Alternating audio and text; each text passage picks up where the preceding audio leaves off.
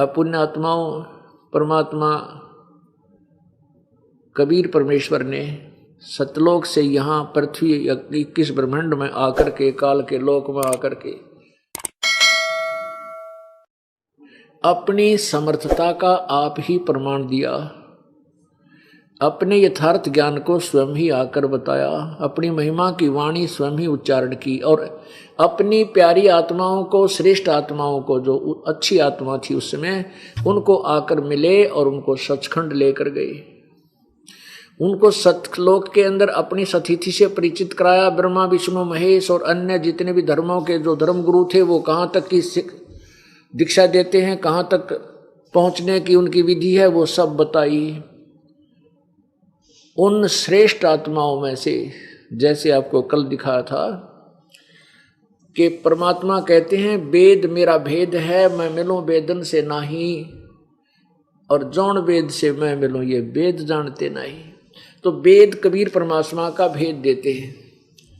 अब जैसे आपको कल ऋग्वेद मंडल नंबर 9 और सूक्त नंबर 86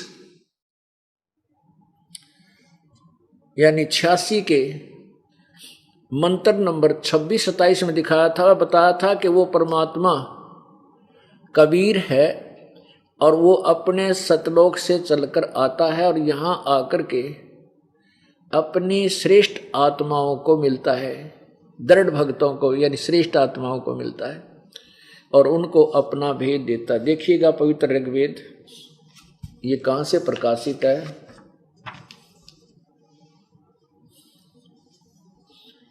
प्रकाशक है सार्वदेशी कार्य प्रतिनिधि सभा, महर्षि दान भवन, रामलीला मैदान, नई दिल्ली से। अब देखिएगा अध्याय नंबर 9 और सूक्त नंबर 86।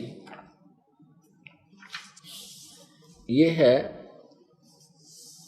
ऋग्वेद मंडल नंबर 9 सूक्त नंबर 86 और मंत्र 26 में क्या कहा है। यज्ञ करने वाले यजमानों के लिए परमात्मा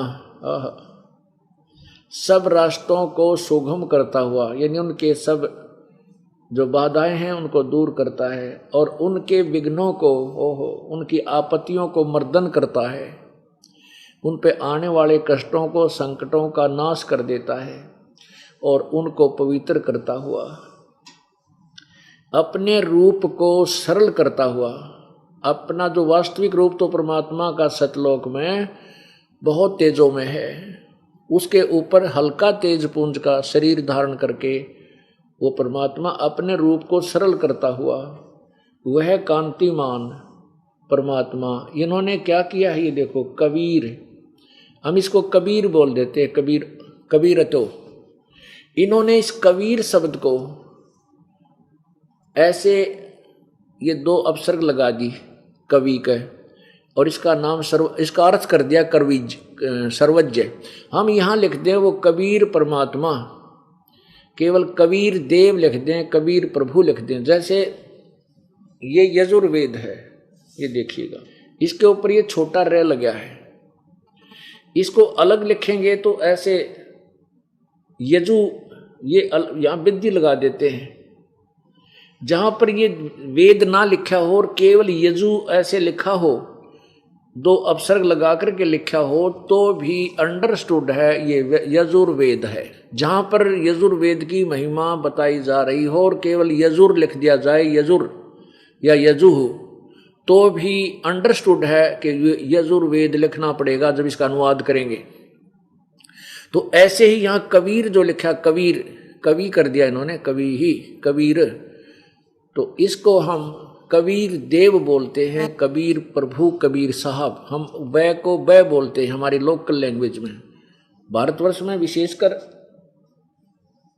शिक्षा जब तक ये नहीं थी, हम जैसे किसी का नाम धर्मवीर है, हम धर्मवीर बोलते हैं, धर्मवीर।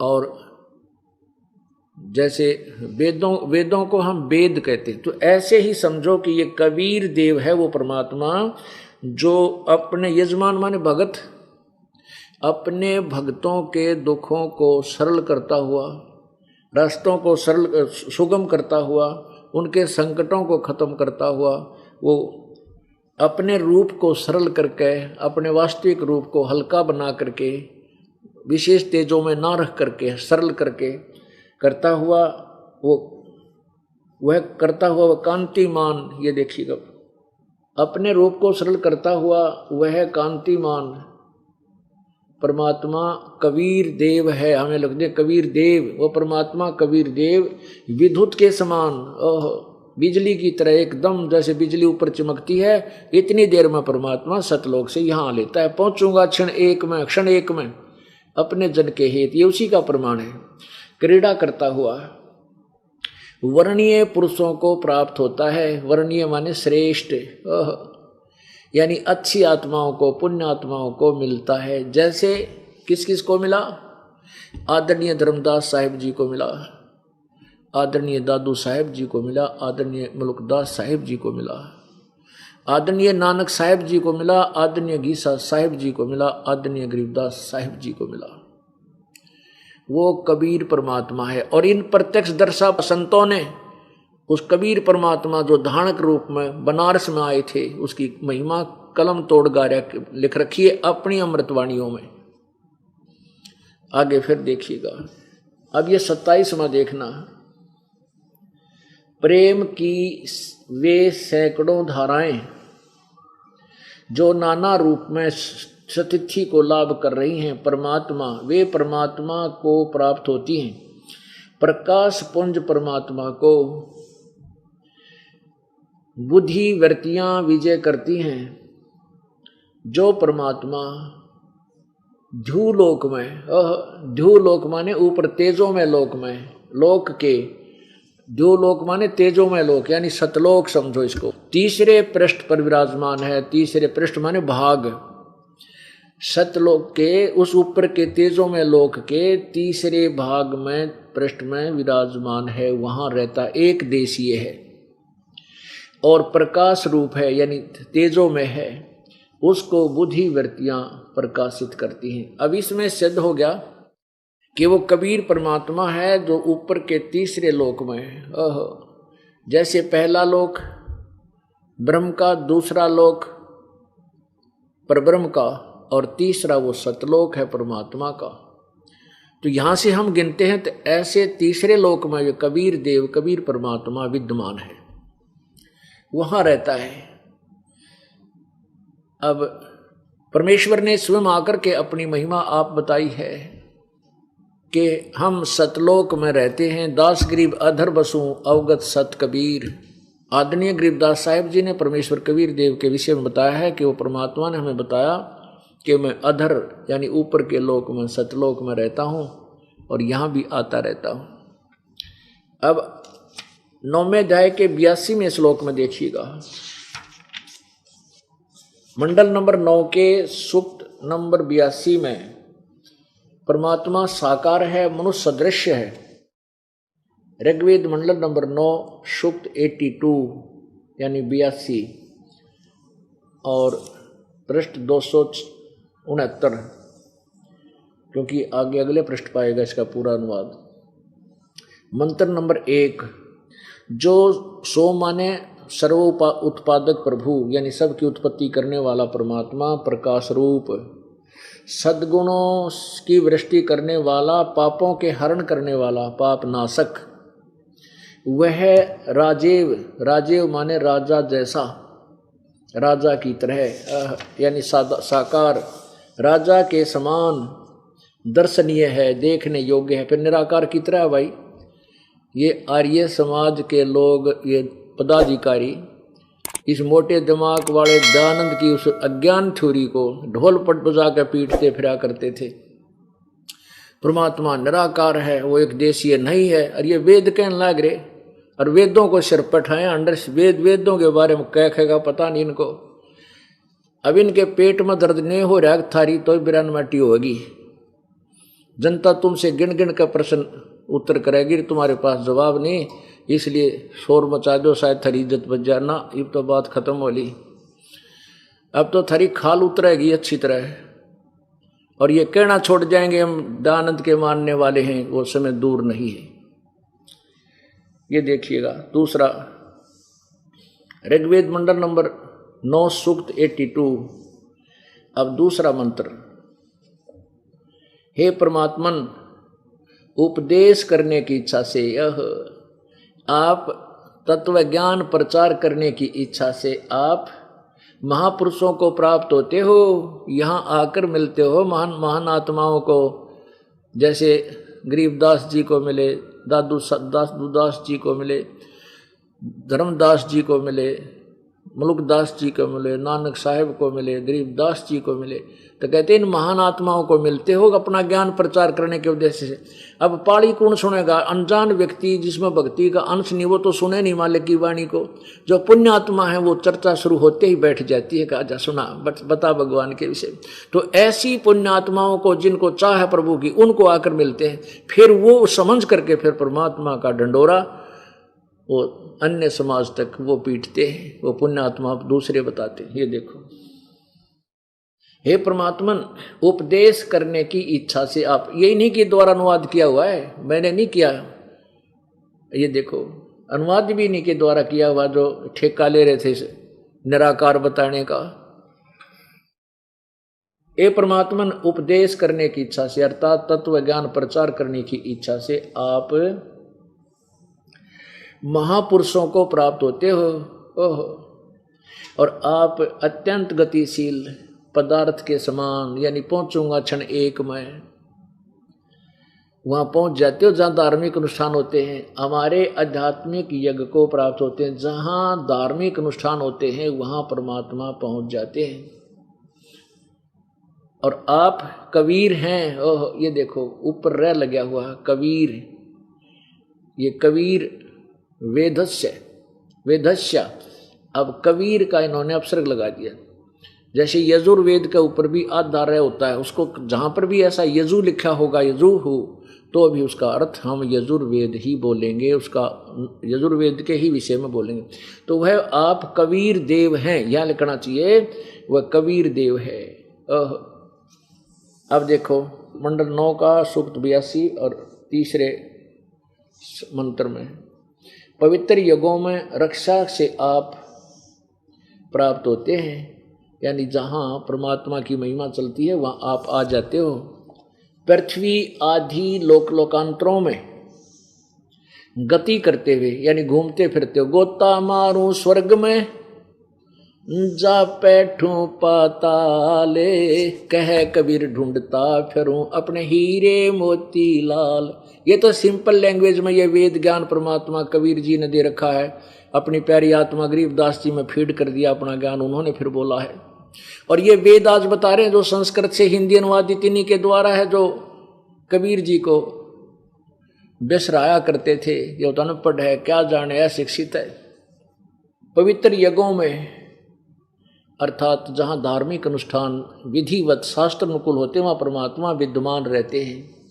रक्षा से आप, रक्षा के लिए आप प्राप्त होते हैं, वहाँ सबकी रक्षा करने के लिए परमात्मा रहते हैं। कदे काल कोई अटैक ना कर जाए हमारे बच्चों पर आकर के। और आप पृथ्वी आदि लोकांतरों में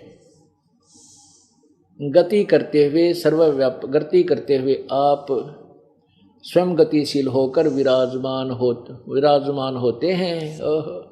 परमात्मा कहते हैं गोता मारू स्वर्ग में जा बैठूं पाताल, और गरीबदास ढूंढता फिरूं मैं अपने हीरे माणिक लाल। आप कैसे हैं? सबके तर्पक हैं, सबके रक्षक हैं, और बड़े बड़े गतिशील पदार्थों के नियंत्रता और पृथ्वीवादी लोकांतरों के केंद्र होकर के सब पदार्थों में रक्षा को उत्पन्न करते हैं। अभी अनुवाद तक में करना नहीं आया, पर फिर भी कुछ तो सच्चाई इनकी लेखनी से भी उजागर होगी है। अभी ये कुछ दिखाने का तात्पर्य, दास का ये उद्देश्य, तात्पर्य ये है कि हमारा पवित्र हिंदू धर्म वेदों को ऑथेंटिक मानता है, बिल्कुल नो डाउट जो वेद में लिखा। अब वेद बताने लग रहे हो कबीर परमात्मा है, और वो जो परमात्मा की वाणी ये दास 15-20 वर्ष तक यही गुणगान गा रहा था जब तक वेद दास ने देखे भी ना थे। और ये वाणी आज की नहीं है, ये वाणी तो 600 वर्ष पहले और फिर आज से 250 वर्ष पहले कबीर साहब जी ने खुद और फिर गरीबदास जी को दी। वही गरीबदास जी ने ये ज्ञान प्रचार किया। आंखों देखा, गरीबदास जी ने स्वयं देखा परमात्मा को सतलोक में, फिर यहाँ आकर बताया कि वो कबीर परमात्मा है जो बनारस में जुलाहे रूप में, धानक रूप में भूमिका किया करता था। अपुण्य आत्माओं, हरदम खोज हनोज हाजर त्रिवेणी के तीर हैं, दास गरीब तबीब सतगुरु बंदी छोड़ कबीर हैं। तबीब का अर्थ होता वैद। परमात्मा सब वेदों के वेद हैं और बगैर औषधि के वो परमात्मा पूर्ण ब्रह्म हमारे असाध्य रोग को भी ठीक कर सकते हैं।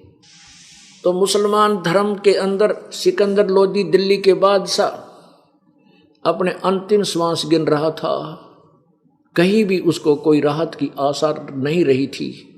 किसी व्यक्ति ने बताया कि बनारस में एक कबीर नाम का बहुत पहुंचा हुआ संत है और उनके संपर्क में, उनके उपदेश से, उनके आशीर्वाद से बहुत से व्यक्तियों को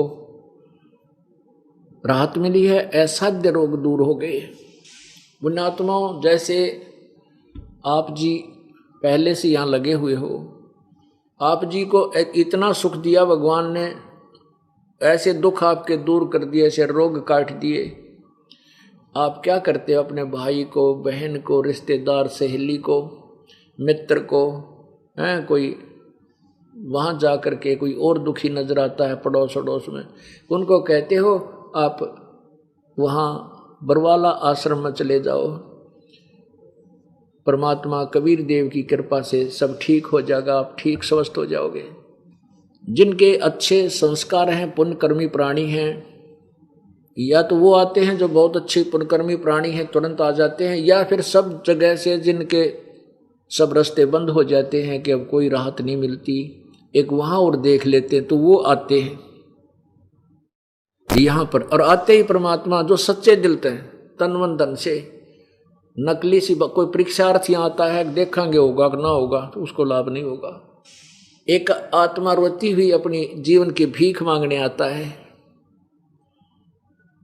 उसमें वो भूल जाता है मैं हिंदू हूं या मुसलमान, मैं उच्च जाति का हूं, नीच जाति का, या मैं कुछ राजपद प्राप्त है या गरीब हूं। वो केवल एक अपने आप को जीव समझ कर आता है,